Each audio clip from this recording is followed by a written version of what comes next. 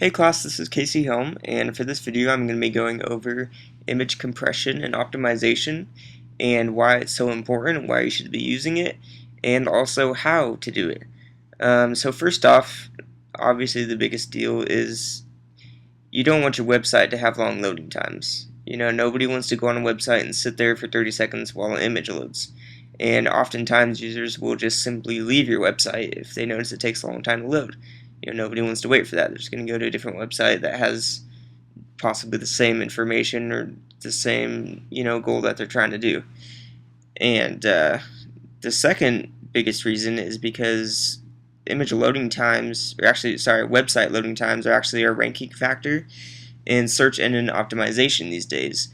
And so the faster your website loads, the higher it'll be ranked on Google, Yahoo, search engines, which is the basis of search engine optimization.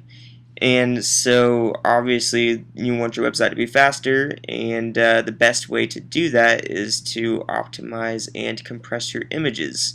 You don't always have to have huge full-size images. That's just not necessary, and you don't always have to have the highest quality. Of course, you can always offer download options for those, but the ones you actually display on your website, you want to make sure they're optimized for the web.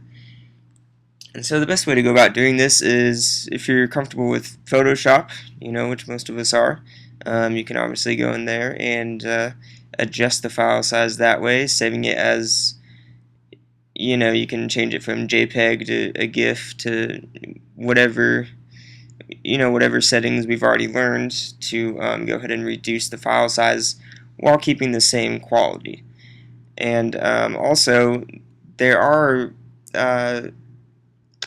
applications out there that will actually compress your images for you, which is very helpful because sometimes you need to do a bunch of images at the same time, and so you can just drag them all into the application. It'll do them all at a batch, and do them all at the same time.